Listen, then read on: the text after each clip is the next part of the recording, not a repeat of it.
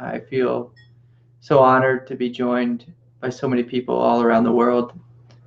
I want to thank you to all of you joining me in Canada and Central America, South America, Europe, all across the United States, and of course my friends in Hawaii. I want to say hi to you guys too. So thank you so much for tuning in. And yeah, I got flooded again this week with all kinds of questions, a lot of really long emails. So I'm going to get into those. Let me just take care of some initial business here. I want to thank everyone who donated last time. Thank you so much. That's so helpful for me, and it's so helpful to keep this program going for free. And so I wanted to let everyone know that I'm going to be doing a couple things. I'm going to continue to do some free online satsangs, and the next one is going to be February 10th. And so that's the next one you can join in. And then also, in addition to that, I'm creating an online school. And the purpose of the school is for individuals who are kind of spread out across the world and spread out across time zones, for you to have a way to interact one-on-one with a teacher to get some support. And for me, it's something that's always been just so deeply helpful and so deeply meaningful for me, is all the support that I had from my teachers. And just the more people I work with, I'm realizing that there's a lot of people out there who have no support at all. They're just kind of, watching on YouTube and visiting different teachers on retreats, and they're kind of, how should I say this? Well, they're just on their own. And so in Buddhism, there's this wonderful teaching called the Three Jewels. And basically, the three jewels are the Buddha, the Dharma, and the Sangha. And so with my online school, I was trying to create a way so that individuals just all over, wherever you might find yourself, may have some support, and to really deeply benefit from the support. And when I look in my heart and I look at my spiritual path, I can't imagine where I would be without the help and the support of my teachers. With my teacher alone, with my teacher David I spent 20 years and went on about 40 retreats with him, and he was just so incredibly helpful for me. And anytime I needed something, I just asked him or called him up, and it was very, very helpful to have that support. And so with the Satori school that I'm creating, it's going to be an invitation to join in that, to get some one-on-one help. There'll be some Skype sessions, and of course the online satsang. There'll be a forum for question and answer, and that's one of the things that's been really helpful, is for when you're in a sangha, normally there's a teacher, and there's all kinds of friends who are asking questions, and sometimes when you listen to their questions and you hear the teacher's answers, those can be absolutely helpful for you, or they can begin to help you to deepen in a way, or to see something about yourself that maybe you didn't notice. And so there'll be an online forum that I'm developing, and there'll be some exclusive videos for those who join the school, with some meditation practices, some teaching practices, and just all kinds of exercises that you can work with on your own. And then the idea is you write to me about your experience, and then it begins a dialogue of deepening and what it actually means to be awake. So I'm really excited to be doing that. And again, I've had a overwhelming interest with individuals who are looking to start that. And I'll probably be starting that mid-February. So I think those are all my announcements. But tonight's topic is called Turning Awareness Upon Itself. And so if we just take a moment, just to sit with that phrase, turning awareness upon itself. It's a very ancient teaching. And I wrote something, I think it was on Facebook, about it, and this fellow Jason Leddy, he wrote back. Well, he said, "Craig, what does this mean? How do we do this?" That's a great question. And so we want to be a little bit careful with this question, in the sense that we want to make sure that our question doesn't come from our mind. So say if we're stepping into this world, in this world of the heart, this world of the direct experience, we want to make sure that we don't try to do the direct experience from the perspective of our mind. I don't want this to sound too esoteric or too confusing, but just in the most basic sense, if we just take a moment right now and just turn your awareness inward.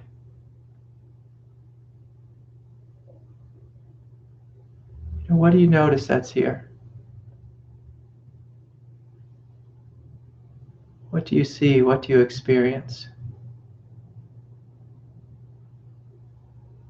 And so this is what the teaching on turning awareness upon itself is you're turning inward and you're beginning to experience your original nature, your true nature, your divine nature.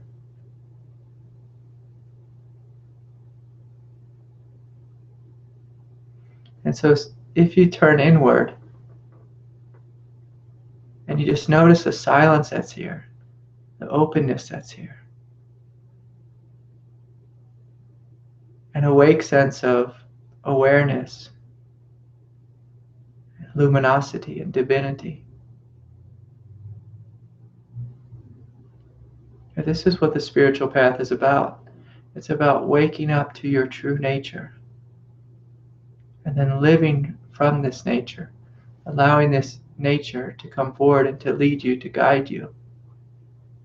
And so it's radically different than living your life from the perspective of your mind, from the perspective of your mentality or your emotionality.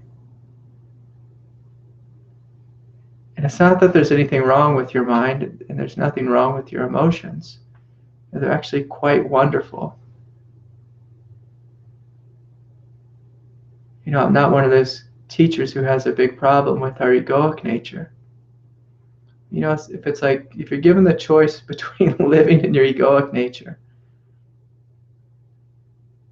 and living in the direct experience of what you are, well, it's not really a choice. Because once you experience the direct experience of what you are, it's like stepping into a whole nother world. A world of freedom, a world of divinity, a world of vastness. A world of bliss and wonder.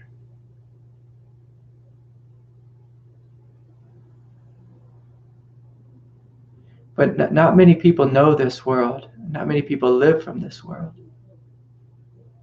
I had a funny experience the other day. We had the TV out one night. We had it on this stand in the middle of our family room.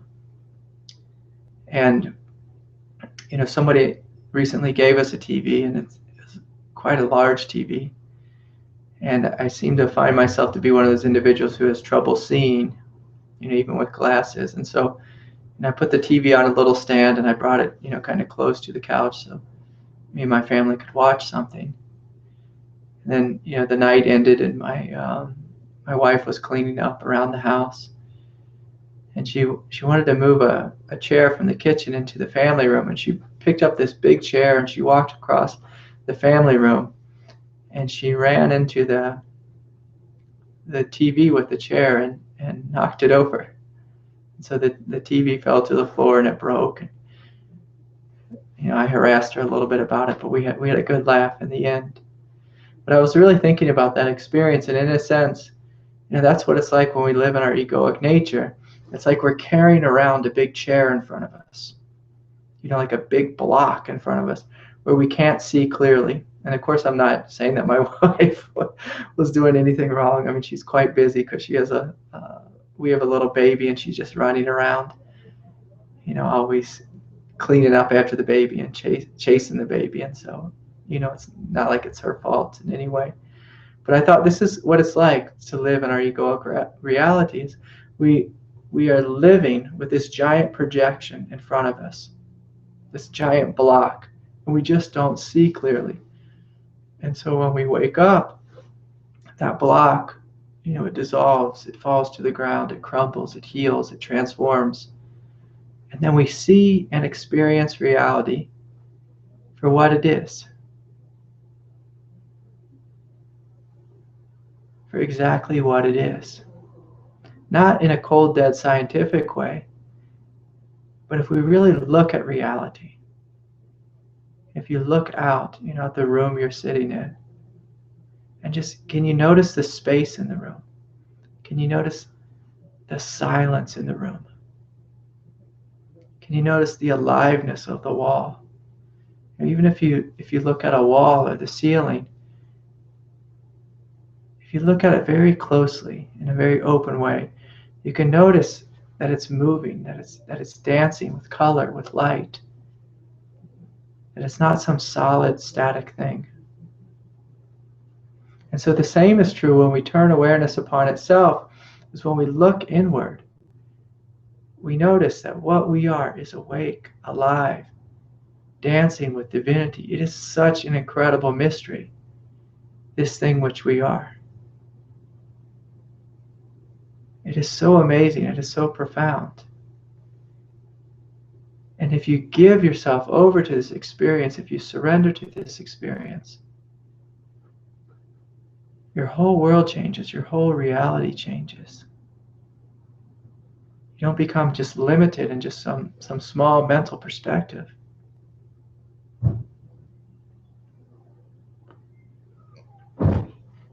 You don't become limited by what you think and what you feel.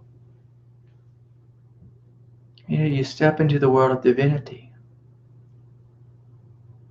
And so the other day I was sitting with one of my students here in Durango, my office, and he said, Craig, the last time we met in Satsang, I had this glimpse, of this reality that you're speaking about. And I said, oh yeah, well tell me about it. He said, well, everything just felt alive and vibrant with color.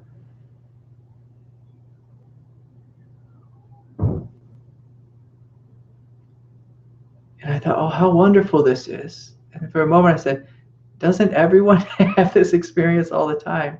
Because I forget I have this projection that everyone is awake. That's my projection to the world. Everyone is divine, that everyone is beautiful. But he said, Craig, I got it. I just got this glimpse of it. And I said, oh, good. You got a glimpse of it. And then I asked him, but is it here right now? And he thought about it for a moment. And I said, no, don't think about it. Is it here right now? Right here in this moment? Can you be awake to your direct experience? And he got this big smile on his face, and then he just, let out this, there's almost like a shout of laughter. And I said, okay, good, you got it. It's right here, right now. In every moment it's here. In every moment it's here.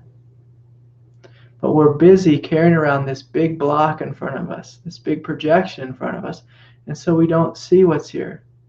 Instead, we bring all of our attention to our egoic nature, all of our attention to the thoughts in our mind, to the experiences of our day, to the hopes and dreams and desires of our mind. And we miss this wonderful, vibrant reality, which is here in every moment. And so one of just the very quick practices, I don't necessarily like the word practice, but one of the quick, because when you say practice, it's like saying that there's going to be a beginning to this and an end to this. But this practice that we're going to do, it doesn't have to have a beginning and an end. You can open the door and allow that door to stay open. And so if you just, again, take a moment and just let go of your thoughts and turn awareness upon itself, what do you notice there?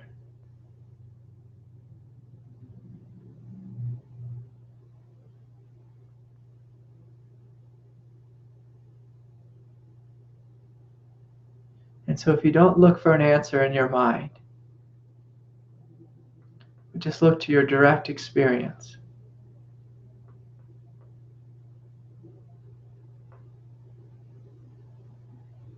What is your direct experience when you turn awareness upon itself?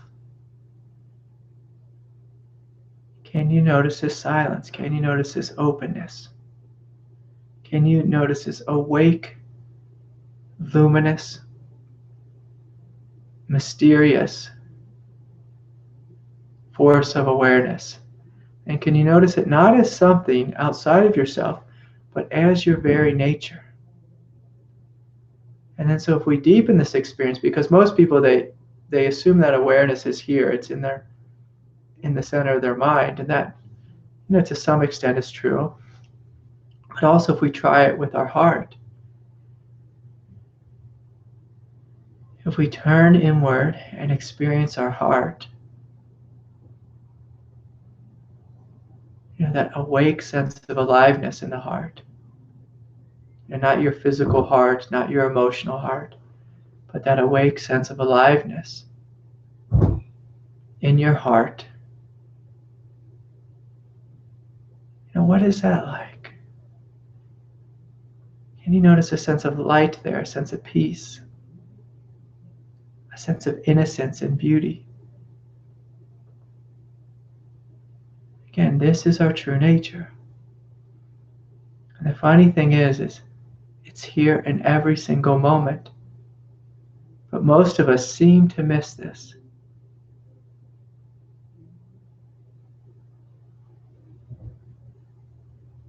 And so this is our invitation, is to directly experience what we are, and to directly experience reality, to directly experience our partner and our dogs and the birds and the skies and the trees, to directly experience the shower when we step in the shower, to directly experience the ocean when we jump in the ocean. It's a far superior experience to go jump in the ocean and allow yourself to merge with the oneness, the hugeness of the ocean, than to sit on the beach and think about the ocean, to talk about the ocean, to judge the ocean. Even if the ocean is cold, I can remember one time I was up in Northern California and Oregon, just driving along the coast, and I remember just I think I was maybe even in probably a 1967 VW bus, touring around, with a bunch of young hippies. I was quite a young kid, and I remember, seeing the ocean, and someone was saying, "Oh, you can't jump in; it's too cold." And I thought, my God, I don't want to think about the ocean being cold. So I just put on my swimming suit and I ran out and I jumped in the ocean.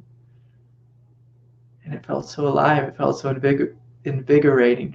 I think I probably turned purple. It was so cold. But there was this sense of just jumping into it, into joining in it. And so if you want to be awake, if you want to live in this greater consciousness, you have to be the kind of individual who'll go jump in the ocean, who's not afraid. In a sense, you have to have deep trust, or you have to be, almost like a crazy gambler.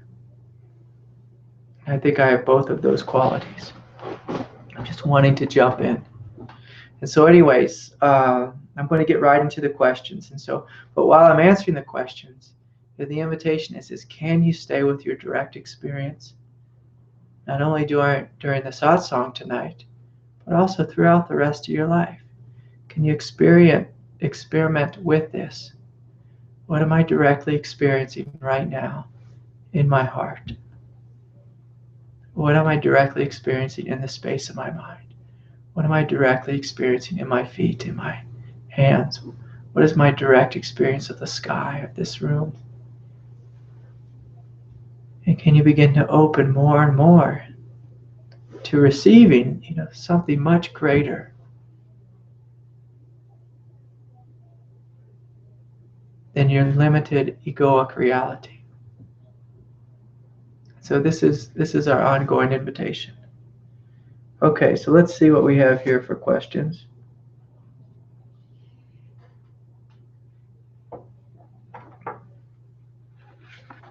Okay, so I've got a lot of questions tonight for many individuals. And so one of the first questions I got is, what does the energy of the true self feel like? What is the energy of non-dual awakening like? And so these are great questions. And also I got a lot of questions about kundalini. And so I want to really discuss the difference, between those two experiences and the difference between those two energies. And so just in the most basic sense, the experience of non-dual awakening, basically it feels open, it feels vast, it feels free. But I want to be clear here that it's not a feeling, but it is a perspective. But normally when we live in the perspective of freedom, we tend to feel free. You tend to feel good. You tend to feel open. It tends to feel like there's no division between you and the wall, you and your partner, you and the computer screen. And yet, simultaneously, because we are individuals, there's also an individual consciousness within us. And so we have this paradoxical experience of both being human and one with all of life. But our humanity, when it's embraced fully, when it's not resisted, when we're not busy fighting with it, the natural experience of our humanity is one of joy, is one of peace, is one of just innate goodness. And in a sense, happiness just to be alive. And so many people on the spiritual path are busy trying to get rid of themselves because they think, if I don't have an ego, if I don't have an individual consciousness, well, then I'll be free. And there's some truth to that. But at the end of the day, you can't get rid of your individual consciousness, no matter how hard you try to transcend it. And so I hope that, that was just a real basic answer to that question. But we'll get into that more and more just throughout the satsang. Just what does it feel like to be free? It feels open, expansive, vast. Your mind feels sky-like. It feels huge. Your heart feels open. It feels vibrant. It feels beautiful. And then if your awakening deepens into your heart, you'll feel a sense of power there, a sense of strength, a sense of nobility. Like if you see Thich Nhat Hanh, walk across the room, if you experience what that's like, you'll feel as if it's almost like a mountain is walking across the room, a sense of power. If you look in his heart, you see a sense of openness, a sense of total acceptance, a sense of totally embracing life. And if you look into his mind, you see spacious openness.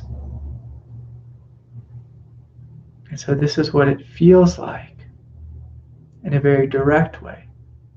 Now at the same time, if someone throws tomatoes at you, you may feel their anger arise within you.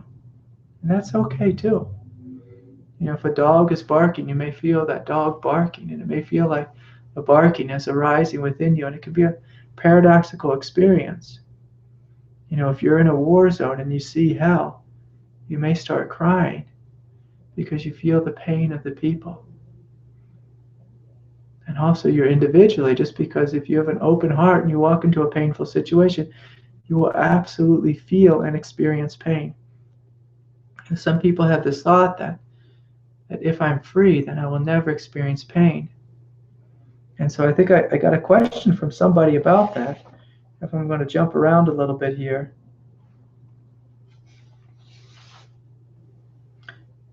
And this question, I got a very long email from Anita, and I'm going to just paraphrase it a little bit. But she said that she's been going through tremendous pain due to a purification process and wants to surrender to it more fully.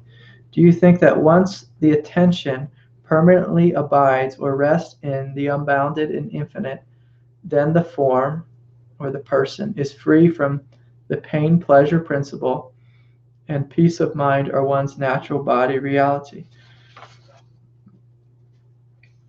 So yes and no. So basically, when you wake up to your true nature, when you give yourself over to your true nature, your direct experience will be one of peace, one of freedom, one of unity, one of love. And, as long as you are in human form, if pain is coming forward, you will absolutely experience pain. And so it's very good to know that our ego is always trying to avoid pain. In a sense, what an ego is, it's like a program that's been downloaded into us. And what it's trying to do is to avoid pain at all costs. And when we live from the awakened perspective, it doesn't matter if we experience pain. So when you live from the awakened perspective, you may experience pain for all the right reasons. For all the right reasons. And you're going to experience a lot less pain for all the wrong reasons. And so I'll get into that. So say in the example of my wife who's busy taking care of a little baby in the middle of the night, she has to get up and she has to nurse the baby, take care of the baby. And so I'm sure that is a difficult experience for her. And she's lacking sleep. But to be a mother is, in a sense, to live in a selfless way, in an egoless way. She's choosing to put her egoic nature to the side and meet our baby with a sense of total love. It's quite remarkable what mothers do for us. And so is it painful? Sure. And so if an awakened master, if their partner dies, they're going to cry. They're going to experience pain. If you have a descending force of light, coming into your body, and it's purifying you, or a kundalini force rising up your spine, and it's purifying your humanity, purifying your body, you will experience pain. Absolutely, whether you're awake or not awake. The difference is when you wake up to the vastness of your nature. You wake up to the spaciousness of your mind. You wake up to the unconditional love of your heart. And so when pain arises, it's arising in a context which is large.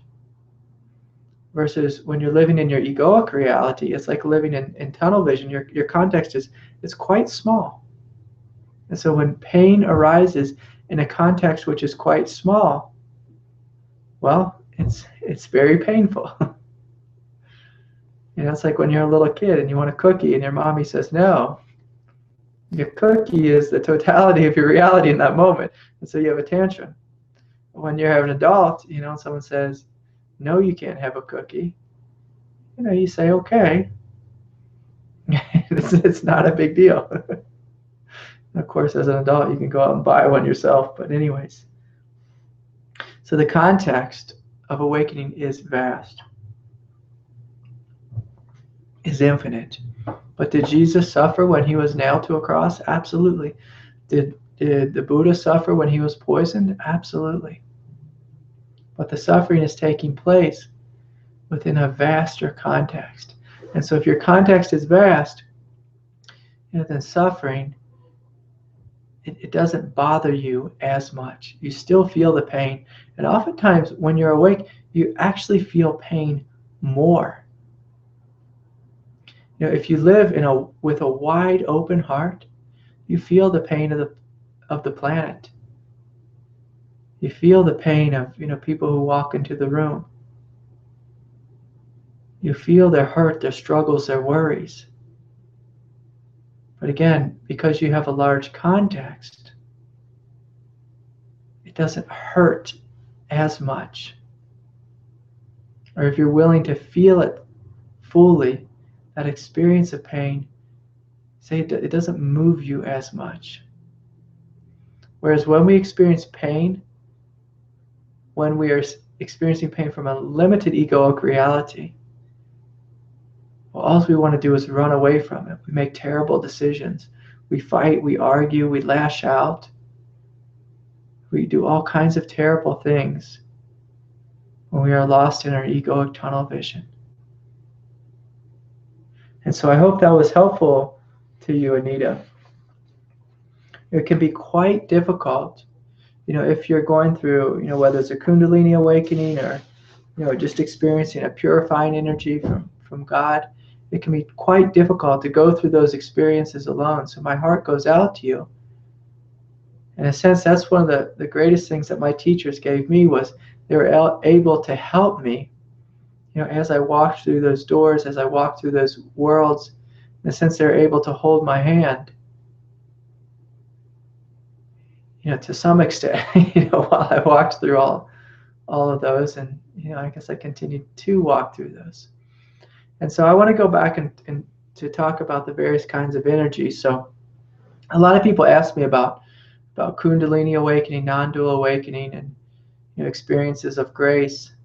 And so, ever since I was a little kid, I was just always having all kinds of spiritual experiences. And then when I met my teacher, David, he taught me and walked me through countless heaven worlds and just different experiences of energy, different experiences of grace. And so I'm very comfortable with energies coming into me, energies, moving up my spine, energies coming up from the earth, all these types of things. And so it would be good to be just clear here about the different kinds of grace that can come into us. And so just to back up a little bit, so non-dual awakening is the direct experience of your true nature. And so what that means is that's the direct experience of yourself, of the vastness of yourself, and also, your human sense of self, and how should I say this, and your divine sense of self. So when you wake up in a non-dual way, you discover your hugeness as well as your individual divinity. And so your individual divinity is that experience of light, of openness, of goodness, of innocence, of strength. And so when I speak about non-dual awakening, when I speak about your true self, I'm speaking about waking up to that as who and what you are. And that's something that's here in every moment. Your aliveness is always here. Your awareness is always here. The vastness of your mind is always here. It's the space out of which your thoughts arise. The aliveness of your heart is always here. It's what animates your being, your presence, in every moment, whether you're a baby or 86 years old and on your deathbed. And so when you wake up to that, you wake up to the truth of yourself. You wake up to the freedom found within yourself, the happiness, goodness, and joy found within yourself, the peace found within yourself as yourself. You can't separate you from it. Okay, and so that's, say, step one. Now, say, in addition to that, you can also experience all sorts of spiritual experiences. So say, for example, today I went on a walk, and I was walking up this hill today. My mind felt huge, like the sky, so let's just say the normal state. But then I felt this, like a descent of energy into me, a descent of the absolute, is what I call it. And I felt it down in my thighs and in my legs. I felt this force of energy just descending down into me. It was such a tremendous quiet. It was like a heavenly quiet, an absolute peace. And yet it also felt like a cool breeze was just moving through me. And so say in that moment, God was gracing me, with a spiritual experience, with an energy. And so sometimes throughout the day, my heart gets flooded with love. And so there's the natural love that's normally in my heart, but also sometimes I'm just walking around and God just floods me with a sense of love. Sometimes I feel bliss just descending down into me, or light or heat or energy. And so this is just simply what I call grace. And if you begin to have a relationship with God, and by God I mean, the God who created this universe, who created this world. God is that force that is us, but is also greater than us. If you begin to have a relationship with that force, you begin to have a relationship with God, God will shower you with forces and shower you with experiences. And you have to be a little bit careful so you don't get too caught up in experiences. And so some paths of yoga, they just focus on all these experiences, on all this grace. They chase after these experiences. These experiences are quite wonderful, but the shadow of chasing after experiences is experiences come and go. Ultimately, in the big picture, as these experiences come into us, oftentimes they open something within us, they purify something within us, and then they make a home within us. And so if you're ever around a great master, you may notice them just emanating radiance. And not just say the normal radiance of their own divinity, but of a greater radiance, a greater divinity.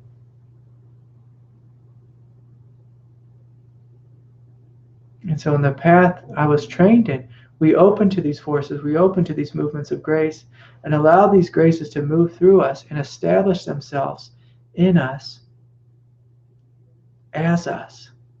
And then these things begin to be added to our original nature. And we actually grow in divinity. And so that's probably a whole topic, for another night, but I wanted to touch in on that. And so then oftentimes people say, well, what is kundalini energy?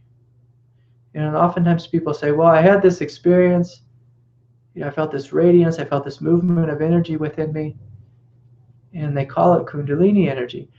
And so to me, that may be kundalini energy, or it may just be a movement of grace. I mean, God can come to us in thousands of ways, probably infinite ways, in different forms of grace.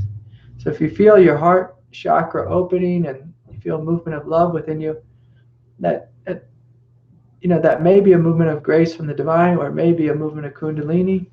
It may be your own heart just opening up. You really have to go into it to see what it is. But so say normally kundalini energy, it starts in your root chakra, and it moves up your spine. And kundalini energy, if you become very intimate with it,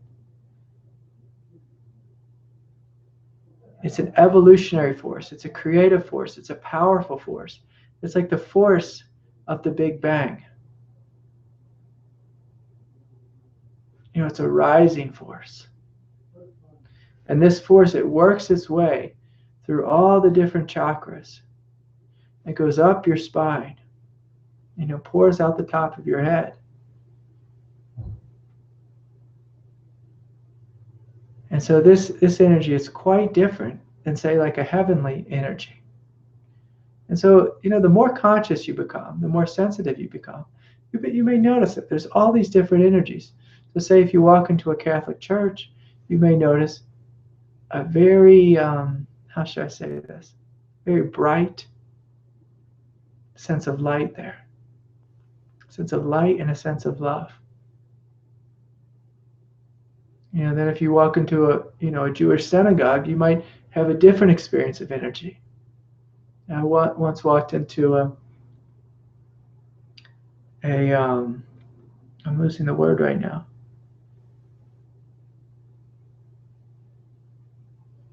Well, anyways, I once walked into a mosque. That's the word I'm looking for. I once walked into a mosque, and I was filled with such a love there, such a divinity. But it felt very different than, say, the divinity of that I normally experience in the Catholic Church. And I don't want to say one is better, one is worse. It's just different. Oftentimes you walk into a Buddhist temple, you may notice a sky-like peace. So there's all these different experiences of energy that we can have. But the real question is what are we after? What is our spiritual path about? And so to me, because I had a spontaneous kundalini awakening, I have all these people who email me, contact me, and want to talk to me on Skype about kundalini awakening. And many individuals who want to awaken this energy. And I say, well, why is it that you want to awaken this energy? What is it that you really want to get from this energy? It's a very powerful energy. It can be a very forceful energy. It can even be quite a violent energy. The Kundalini energy. And so I'll go into that a little bit. I think I had a question about that. I know I'm jumping around a little bit here, but I'm trying to weave it all together. Is all energy Kundalini? So I think I already answered that question. So absolutely not. Kundalini is a very specific energy that starts in the root chakra and it works its way up the spine. So I spoke about that. What are the best methods and practices for balancing the chakras and activating Kundalini?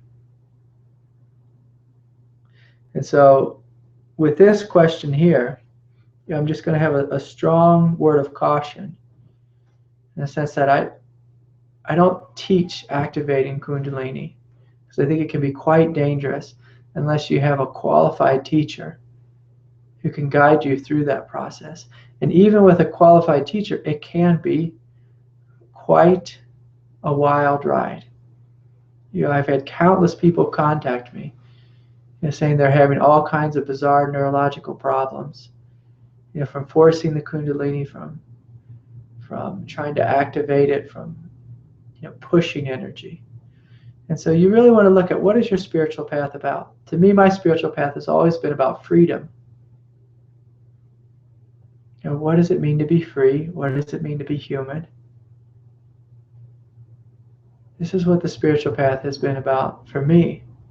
But when I woke up to freedom, at some point along the way, I discovered this huge force within me. And this huge force was pushing itself up my spine and caused all kinds of neurological craziness. And I'm not going to go too much into it right now. But so the next question the person asked is, this is from Mike. How does one avoid the Jerusalem syndrome, the psychological, neurological disturbance when awakening the Kundalini? So basically, Kundalini is this energy, an energy of evolution. So it's like a powerhouse of energy, say, moving up your spine. It works its way through all your chakras.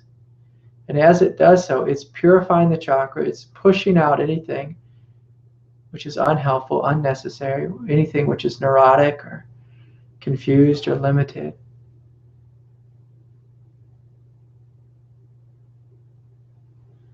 And it's fueling that chakra with peace, with light, with love, with strength, with power.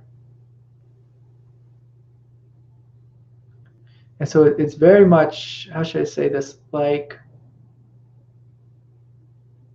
getting on an evolutionary train that's going very fast. And so what this energy does is it forces you to meet everything within you which is not whole, which is not complete, which is not pure. Everything within you which is limited, which is holding on. And so, for example, as that energy moves up your spine, and as it say it's working on the level of the heart, the second chakra, oftentimes it's a place where we hold anger. It's going to push on that anger. It's going to bring that anger up. And it's going to force you to face it.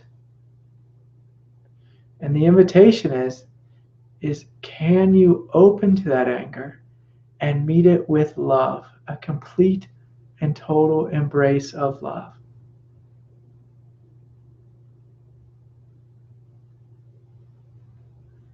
And so life is already doing this to us. Life is doing this to us on the outside. When we get married and say we have an alcohol addiction, at some point our partner is probably going to sit us down and say, hey, it was fun, drinking and going out to the bars when we were in our 20s, but now that we are in our 30s and 40s, we can't do this any longer. And you need to stop this or I'm going to leave you. So in a real sense, like, life is the ultimate teacher, and life forces us to meet all of these things, all of our neurotic tendencies, all the places we avoid or fear life. Life is already doing that. And like, I have a baby right now, and a baby brings up so many things within us. We have an agenda, we want to do something, and the baby says, no, play with me, take care of me. I have my diaper needs to be changed. And so it's a beautiful thing when our partner comes to us, or when life comes to us and straightens us out. And life will straighten us out. And so when we wake up kundalini energy, or when it spontaneously awakens within us, this energy, it forces us to face all these things within us. And so say that energy, say you heal the energy of anger, you fully surrender, to that anger. You allow yourself to be flooded with energy. You let go totally into it. And what you discover is a total peace, a total openness, and a total power. So through opening to your anger, you can develop a supreme confidence in your own strength and your own power. Ironically, through being overwhelmed with the emotion of anger, with allowing that anger to break and flood your being and release into the universe. And so what's required is a total surrender. And so to say the way this works out is, a lot of us, I shouldn't say a lot of us, we all have an egoic nature.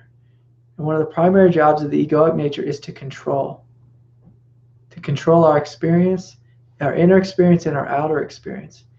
And so say in our inner experience, when we're forced with something like anger, repressed anger, our ego says, no, I don't want to touch that.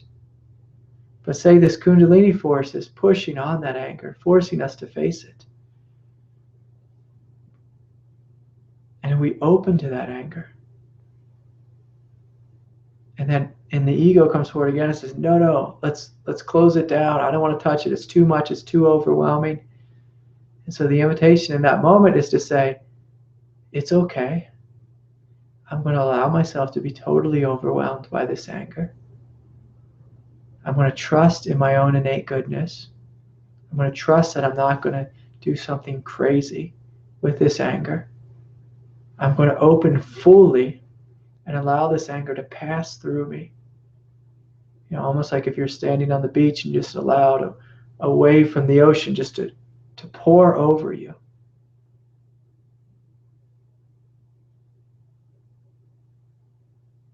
And so you allow yourself to be flooded with the anger, and then you see the anger transform before your eyes into strength, into compassion, into your own power.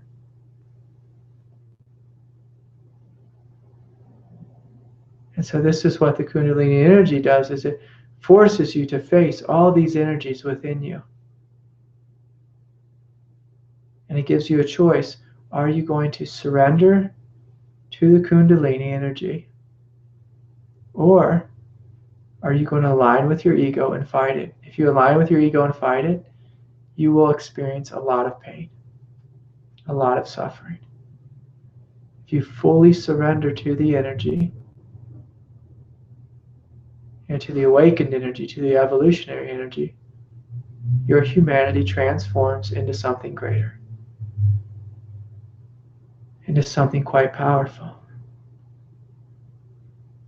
And again, you can have the same experience even if you're not having the experience of kundalini energy. You know, if your partner comes to you and says, hey, I think you're an alcoholic, I need you to stop drinking, your ego starts to freak out, develop its argument or strategy of how you're going to continue to allow yourself to drink, or how you're going to hide your drinking from your partner. But you could choose in that moment to say no to your ego, to be flooded by whatever emotion is present that you're trying to repress through drinking. And notice that you're completely okay. I am completely okay. Even if pain comes forward, even if sadness comes forward, even if rage comes forward, even if repressed memories or thoughts come forward, and you just notice that I am completely and totally okay.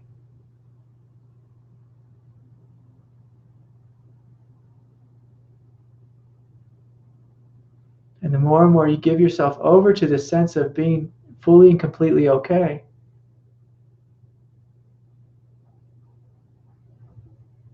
the greater you grow in your truth, in your strength, in your freedom.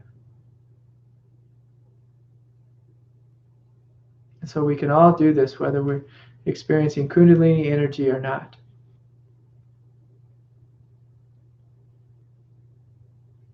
And so if you want to work with any of these energies, let's say in a real practical way, I won't teach any breaths that force energy.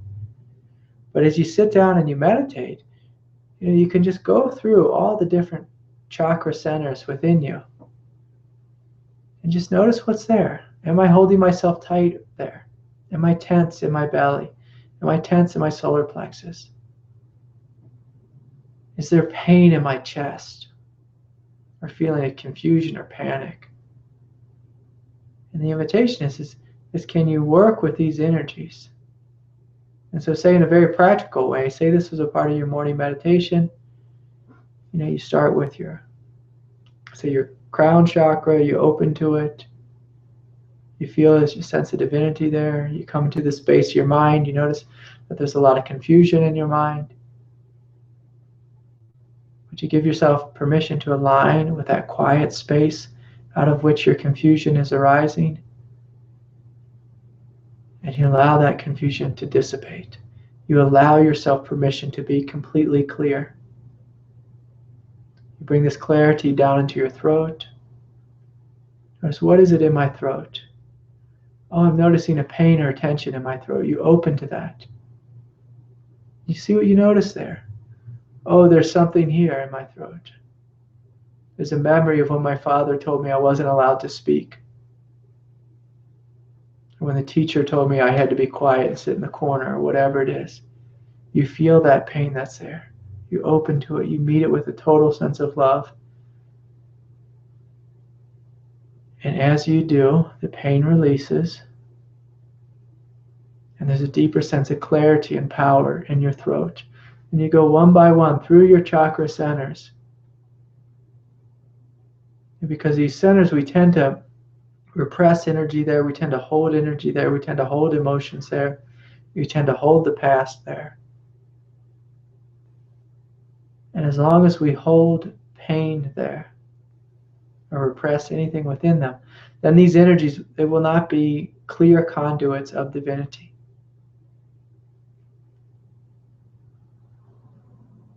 And so if you're interested just in healing yourself, or if you're, like Mike was asking this question about Kundalini awakening, if you want the kundalini energy to move smoothly through you, then by all means, do your personal work, whether it's with a therapist or a counselor or body worker, and meditate on all these different centers and open them and heal them, transform whatever's there. And of course, also on a side note, I can say that I've done tremendous personal work there, and when the Kundalini awakening happened within me, I still had tremendous problems because my body was overwhelmed with force, overwhelmed with energy. And so I think even my teacher Ajya, he's done tremendous personal work. And when he had the Kundalini awakening, for him it was a very difficult experience as well. It's kind of like having, if you imagine that your spine is like a garden hose, and at the base of your spine is a fire hydrant. You open that fire hydrant and that energy is trying to go up your spine through that garden hose. Well, chances are that's going to be a painful growing experience. It's something you're going to have to grow into over a number of years. It's not an experience that I would wish upon anyone, but also it's nothing that I would ever change within myself. And so there's a great deal of caution, when I speak about Kundalini, but a lot of people seem to, I get countless questions about Kundalini each week, and so I thought I'd spend a little time on that. And here's another Kundalini question, and this is from Mike V. I think a different Mike than the other Mike who asked the Kundalini questions. Shows how many questions I get about it. Can you discuss the relationship between Kundalini and self-realization? This is a great question. So I have a lot of friends who are teachers who live and teach from the perspective of non-dual awakening, and with them they had no Kundalini experience, no, say, Kundalini awakening, or perhaps the Kundalini, it just awoke within them, just moved smoothly up their spine, and it was something they didn't even notice. Whereas, there's a couple of teachers I know who've had tremendous experiences with Kundalini energy. And so we shouldn't say that to experience non-dual awakening, does my Kundalini have to be awake? I would say absolutely not. You can wake up to your spaciousness, to the divinity of your heart, to the strength of your hara, without having some raging force of Kundalini going up your spine. Yeah, absolutely. And so from one perspective, it may not have any relationship to it. Just like say people who study Buddhism, their experience of freedom may be quite different than, say, Christian mystic. For a Christian mystic, their experience of freedom, may be one of love, of light, of deep union with God, with Jesus, and they may find their freedom in that relationship. Of course, they're still going to have that experience of total peace, total openness.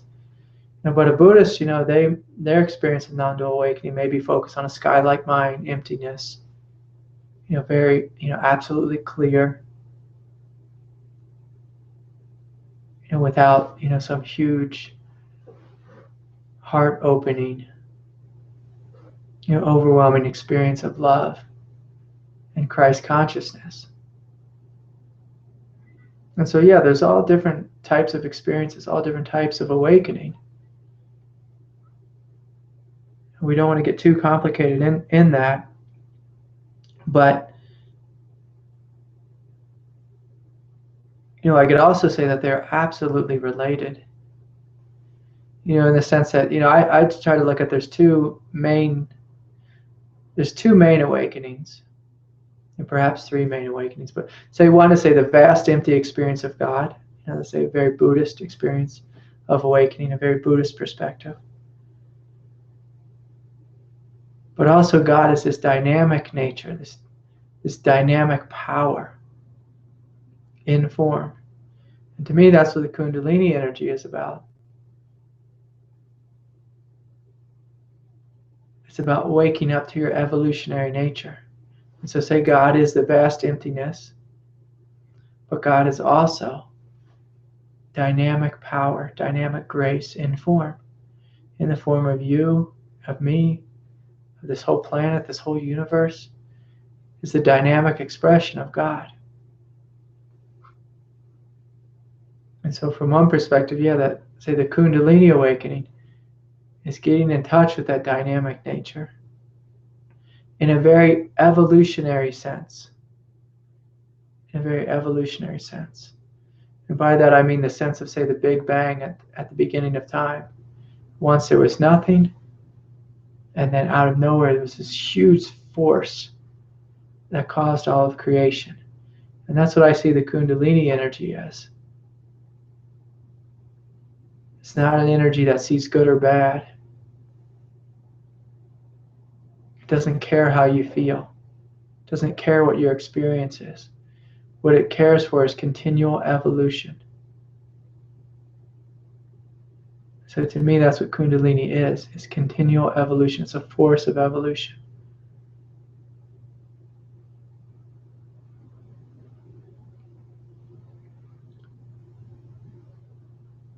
Okay, and so I think that's probably enough talk about kundalini energy. And you're welcome to keep sending me questions about that. Just, yeah, I wanted to make sure I really touched in on that. I hope that wasn't too confusing in any way. Okay, so now I want to go to a question from Russ. Russ has a great question, something that we've all experienced. So basically he's saying, several years ago I had very little concern regarding what I said or did. The result of this period left a karmic residue which is still playing itself out. Of course, these days I'm very mindful of what I say or do, but the old karma has a kind of tenacity and momentum that hasn't finished emptying itself out. Apparently, it still has some lessons it wants to show me. And then he goes on. I won't read the whole thing, but basically he's saying, after, say, these experiences come forward within him, where he is unskillful, oftentimes he has the experience of feeling like a victim to his own mentality, self-judgment, maybe some self-loathing. And there's a strong sense of identification here. The identification gets fused with these mind states and the accompanying emotions. Understandably, the ability to step backwards becomes very challenging. Perhaps, is there something you could suggest with this? Absolutely. So Russ, don't take this personally. This is something we absolutely all experience. Basically, I call it getting lost in our mind, getting lost in our emotions. And so if we just step fully back from our experience and just look at our experience in a very impersonal way. If you want to blame anyone, I like to blame God. That we have these things within us. So if you look at creation, God gave us a mind and God programmed it. God gave us a collective consciousness and God programmed it. God gave us our parents. God gave us a nervous system that, that can get angry. Like, we didn't have to have a nervous system that could get angry or could get sad. We could have a different kind of nervous system that responded much differently. But God gave us these things. And so from one perspective, can you let yourself off the hook? Can you forgive yourself for your own humanity? I mean, it is absolutely a crazy thing to be born into this world, to be given emotions, to be conditioned, to think a certain way, to act a certain way. If you ever stop and just like wonder, like, where does my anger come from? What is anger? How is this, how or why is this even possible? God is to blame. God created it all. So it sounds completely silly.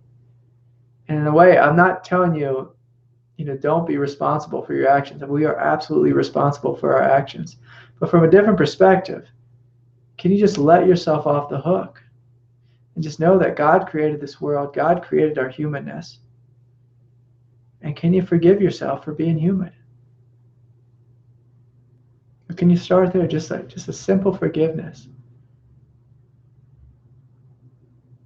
I'm going to forgive myself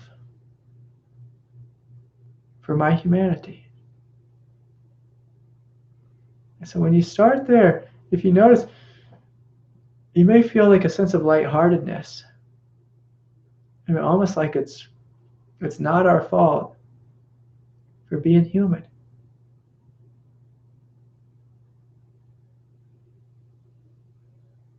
As silly as that sounds, it's not our fault.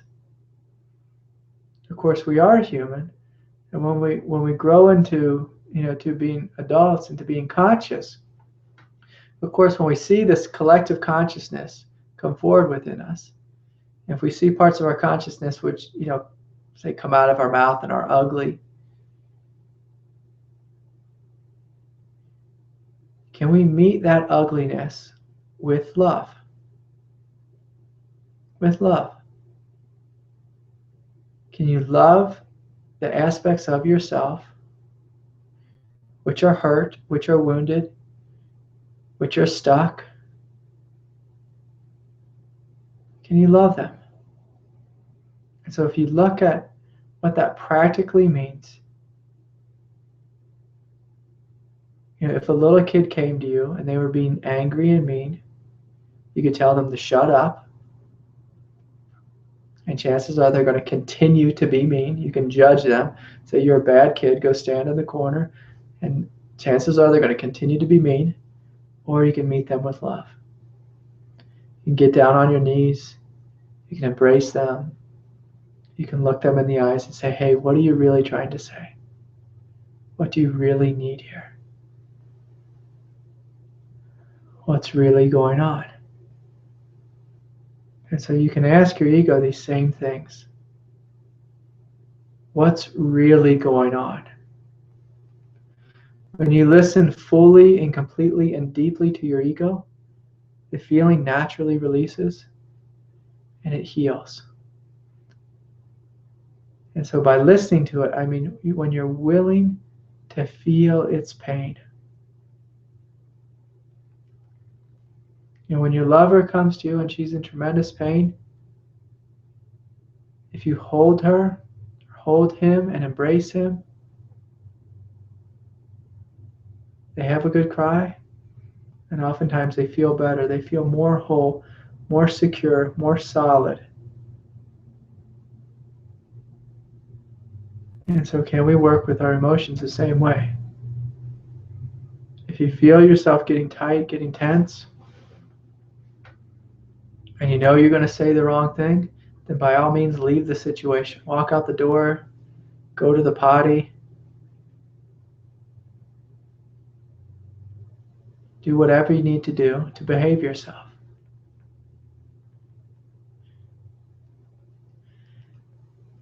But it's essential that you take the time to meet that emotional pain with love.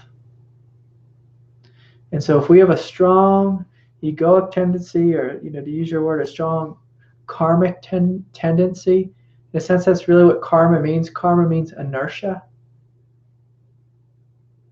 And so if we have these strong tendencies of inertia within us, can we meet them with love in our everyday meditation practice?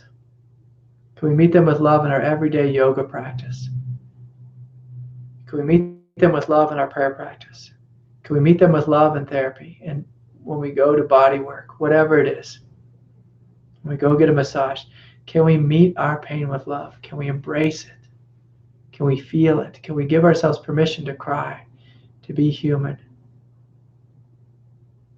As you do, you will find that these very energies heal, release, They resolve themselves, and oftentimes they transform into something quite wonderful. You know, somewhere in there you said that you were judging yourself and being a victim to your own nature. If you love yourself fully, you're transforming judgment into compassion.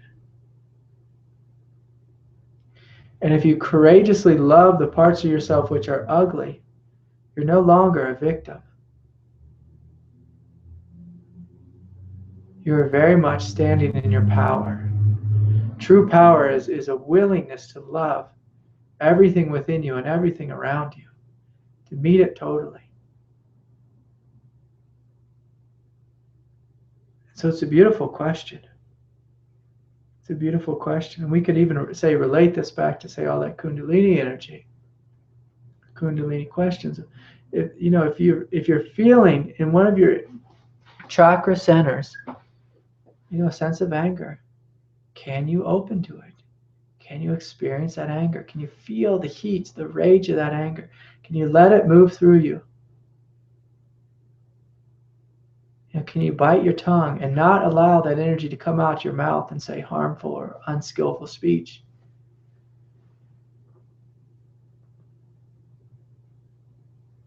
But in a very awake way, a very conscious way.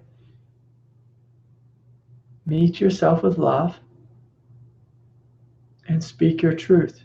Your truth may say, hey, you have no right to belittle me or speak to me this way, and I'm going to leave now. Who knows what it'll say, but if you're standing in your truth, you're seeing clearly and you're speaking clearly. But to be able to stand in our truth, we have to first take care of our humanity. If I go back to that a story I was telling about when my wife was carrying around that big chair. If we don't take care of that big chair, that big block in front of us, we will never be free, we'll never be awake, we'll never see clearly. So it's very important when you're not struggling to take care of all the different things that are arising in your egoic nature. To take care of them, to heal them, to honor them, to meet them with love, so that they can transform into something pure, something divine, something that more accurately reflects the goodness of your own heart. So Russ, this is a beautiful question, and it shows that you're a very sensitive guy, and you have a very tender heart, and you're very honest, because you're willing to ask such a deep question. You're saying, hey, having such a hard time struggling with this, but I want to point out that you can see it clearly. The fact that you have the question shows that you can see it clearly. Let's say in the moment you're saying you're not seeing it clearly, but I bet in the moment you feel the heat of the anger, or you feel the self-loathing of the judgment. And so the more awake we become, the more mindful we become, the quicker we experience these things, the quicker we see them for what they are, and the quicker we can meet them with love. So keep working with it. I think you're absolutely on the right path. Sometimes, doing, say, some Skype sessions, or some counseling sessions, or if it's deep-seated pain, or sometimes doing a lot of body work. Body work or yoga can be very great with releasing past pain or sadness within us, heartache. Because the only reason we act in a way which is mean is because there's pain within us. And so I'm a big fan of doing our personal work. The more personal work we do, the quicker we heal, and then we can be a greater conduit of this greater divinity which we are. It's a great question, Russ. Okay.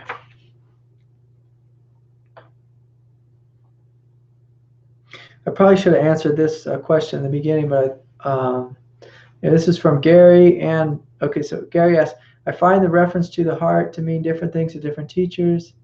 Is the physical heart what is intended, the Godhead, the emotional center? What is being referred to when you refer to the heart? The heart to me is our absolute divinity, our absolute goodness, that sense of aliveness in the center of our chest. And that's what I mean by the heart. Is it the Godhead? So I'm not exactly sure what you mean by the Godhead, but our heart is the direct experience of our own divinity. It is fully connected to the wisdom and intelligence of God. It is not separate from God. It is God in us, as us. And of course, it's not just limited to that heart center. It's throughout our whole being.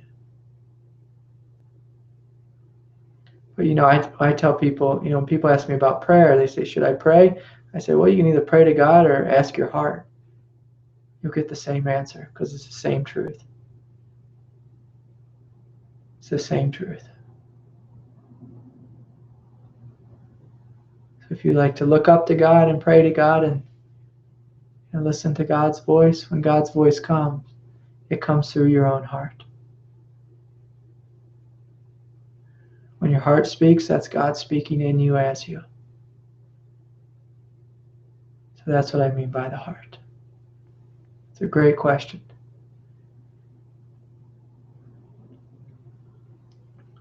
From Pete, I notice you tend to use religious words, God, divine, divinity, in your teaching. Other teachers use more neutral or secular words. Presence, consciousness, awareness, being, life. Is there any real difference between these two sets of terms? And if so, how do you see it? I've always been a big fan of God ever since I was a kid. I have a deep love for God.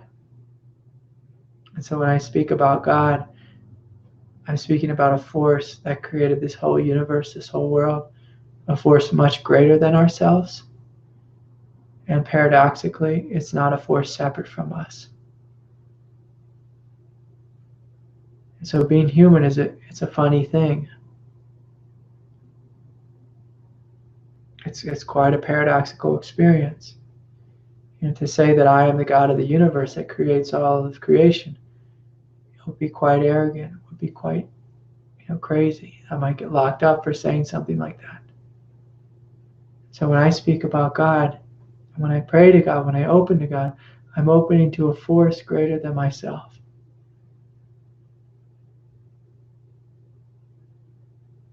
And I love having this relationship with God.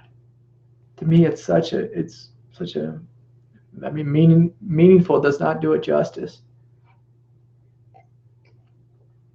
But I couldn't even imagine not relating to God. Ever since I was a child, I just had a deep awe of God, a total love for God. And so to me, God is the vastness of the universe, the creative force of the universe, grace of the universe. God is all of creation.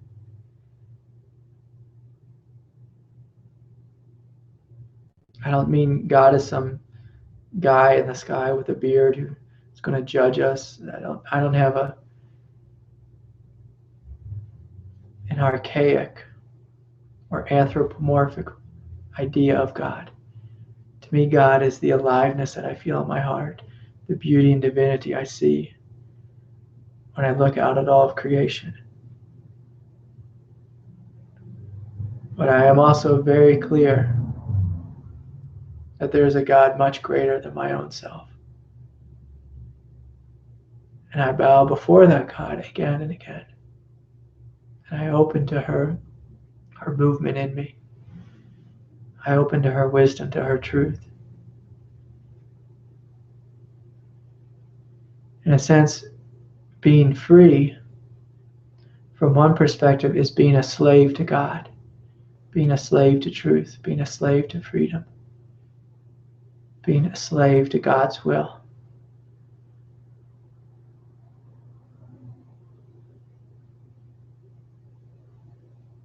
And so that's what I mean by God, is the goodness, the vastness of the universe. But God is also the power of the universe, which destroys worlds, which takes our life, which causes everything to happen.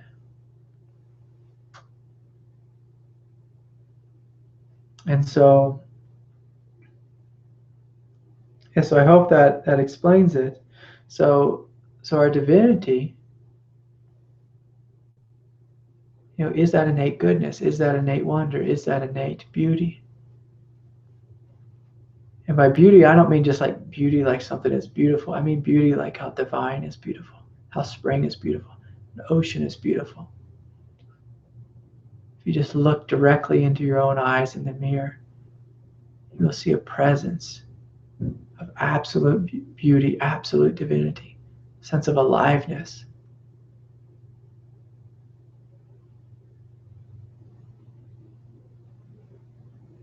And so, Pete, I hope that was helpful. I've just always been a fan of God, and that's just been a part of my path, because I've always experienced just movements of grace, coming down into me, coming up from the earth, opening in my heart. I just feel flooded with God. And also I know in my nature, I am God. I am one with God. But I would be a fool to say that I am the God that created the entire universe.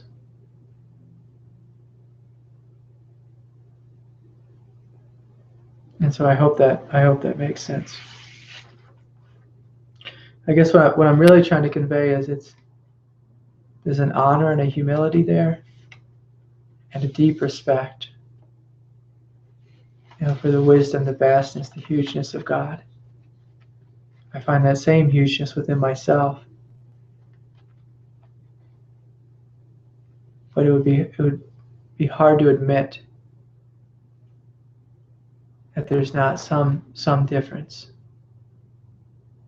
How about, I should say that differently, that there's a huge difference between me, the silly guy in this little form, and the God that has taken charge of this whole universe.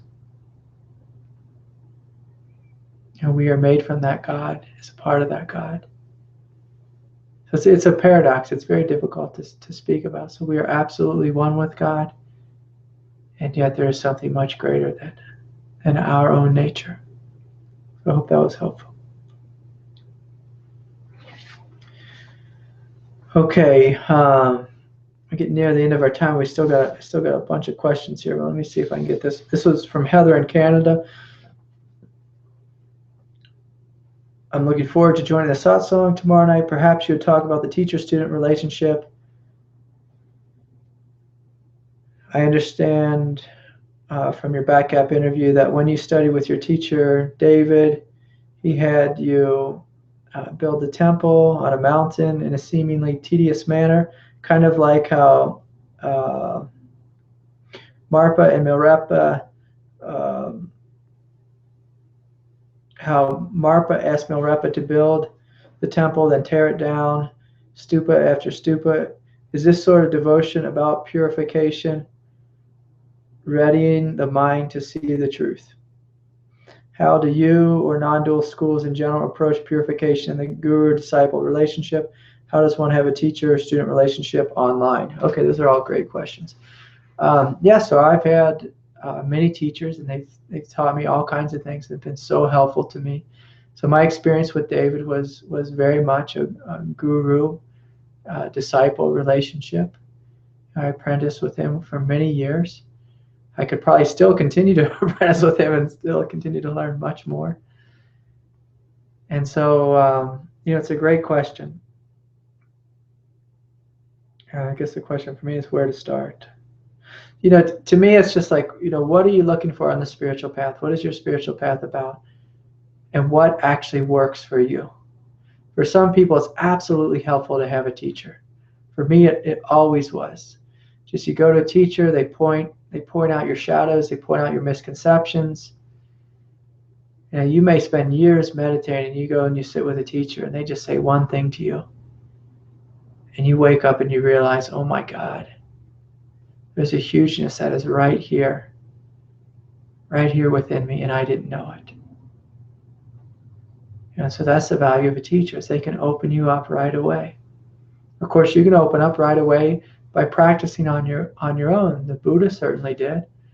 Ramana Maharshi certainly did. But most of us get quite confused by our own minds. So the value in having a teacher is, if you're struggling with something, a teacher can point that out. A teacher can point that out. And so some teachers, they have time to work with you with your spiritual questions, but they don't have any time to work with you with your human questions. And for me, and a lot of teachers, they make this great division between, oh, this is a spiritual question, I'll work with you. Oh, that's a human question, go see a counselor. And to me, it's absolutely the same question.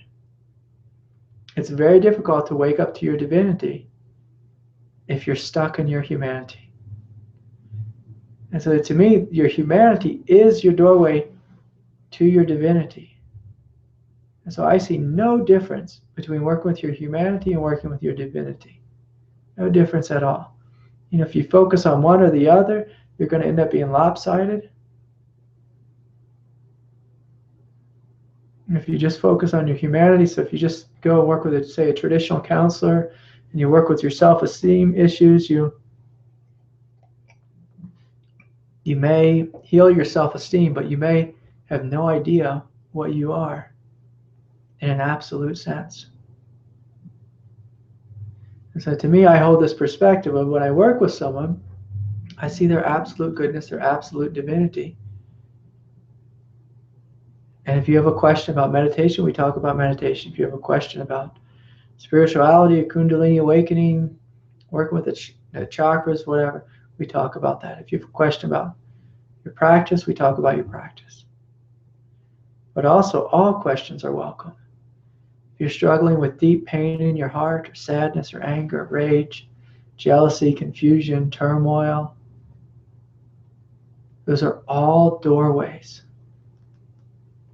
to your divinity. And so to me, the value of working with a teacher is they can point those things out.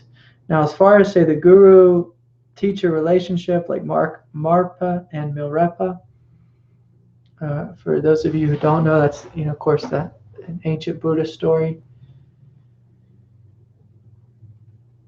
where Marpa, sent Milarepa out and gave him all these challenges to do, and build the temple, tear it down, build it again, tear it down, build it again, tear it down, to break down the ego.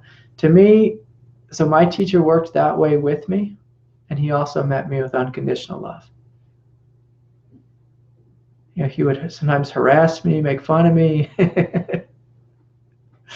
publicly, in the classes and the satsang that he offered, but he also met me with the total love. And so he used to say, I build you up and I break you down. And that's the old way of teaching. It's worked for, say, thousands of years. It's pretty traditional. I don't really work in that way, because my sense is life does a great job of building us up and breaking us down. I've worked with all kinds of people who've had millions of dollars and lost it all.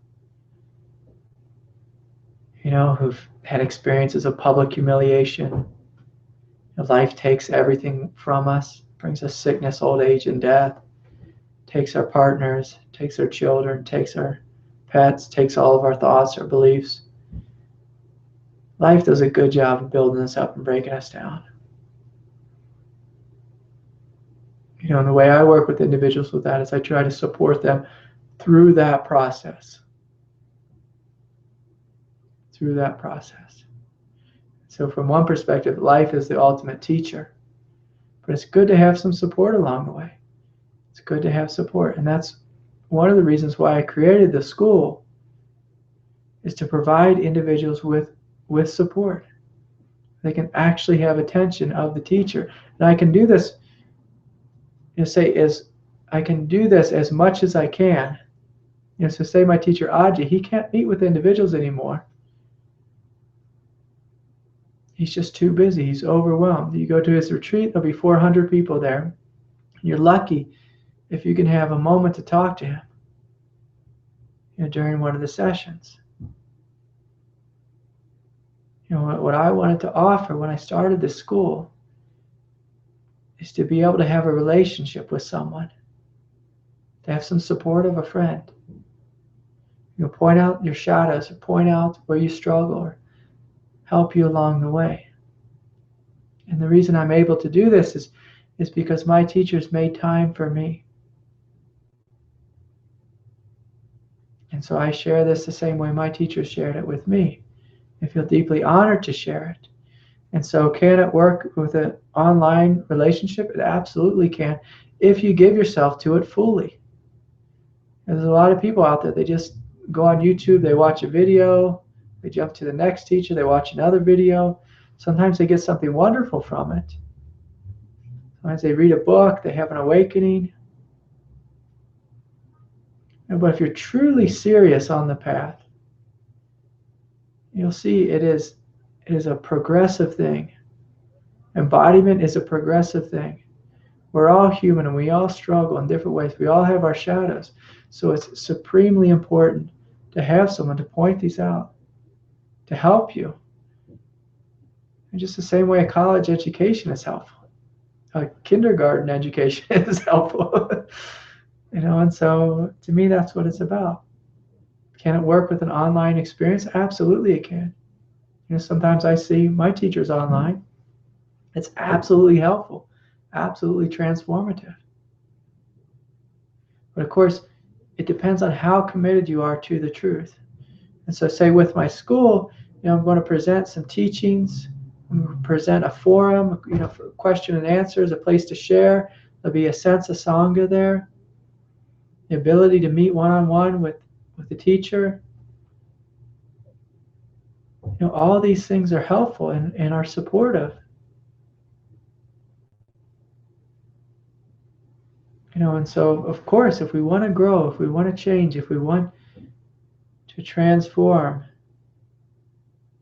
our egoic consciousness, if we want to live from our highest nature, it's helpful to find a system that works for us.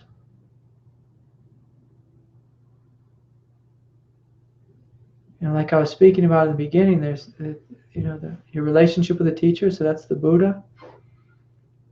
Your relationship with the teachings, that's the Dharma. And your supportive community, that's the Sangha. Those are absolutely helpful for all of us. Even teachers. If a teacher tries to do everything on his own, if he doesn't have it or she doesn't have a teacher, she can become lost in her own arrogance, lost in her own spiritual experiences.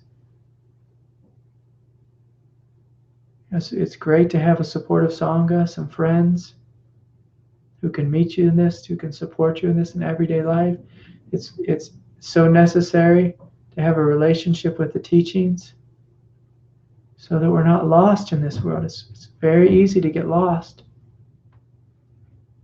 I've even met people who've come from monasteries and convents, quite lost there, because the teacher wasn't supporting them, because the Sangha wasn't supportive, because they were lost in their mind, because they were living in silence, because they had no direction. And so we have to find something that works. And so what I share is what has worked for me.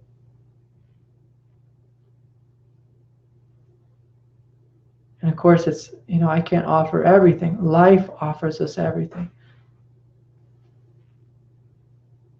And so if you are sincere in your heart, life will provide to you your next step. But if you're sincere in your heart and confused in your mind, then, who knows what will happen? Who knows what will happen? And that's why it's helpful, to meet with someone. It's not the only way. Is it absolutely necessary? No. Is it helpful? It can be, absolutely so. Okay, let me just take a look. I know I'm getting over the time here. Okay, I think I pretty much touched on all the questions, and if I didn't get to your question, I apologize. Feel free to email me. questions for next month's satsang, which will be Tuesday, February 10th at the same time. If you feel inspired, then please offer a donation. You're welcome to go to my website, and you can go to the PayPal link, and you can offer a donation there. It's very helpful. The donations, they help to spread this work to others. They help me to continue to be able to offer these courses for free. It's supportive of my work. It's supportive of my vision in this world. And so I want to deeply thank you for all those you who donated last week. And I thank you for all those who support this work this evening, or whatever time zone it is where you're at. I feel deeply honored and humbled to be able to do this work and to meet with you in this way. I want to thank you so much for all your great questions and for meeting with me. And just one final note, I want to make sure that this point is absolutely clear. And when we meet in this way, it's really not about the words, but it's really about our heart. It's opening to this direct experience of what we are, and allowing this experience to live through us as us. And so I'm going to end the satsang now, but I invite you just to sit with your direct experience. For 10 minutes, 20 minutes, for an hour. Just feel into your heart. Feel the goodness, the unity, the beauty of your own nature. And allow this beauty to spread out and touch the rest of your humanity. Perhaps healing it, transforming it. And allowing this sense of light, this sense of love and peace just to touch all of our world. All those who are struggling, all those who are in pain, all those who are deeply suffering.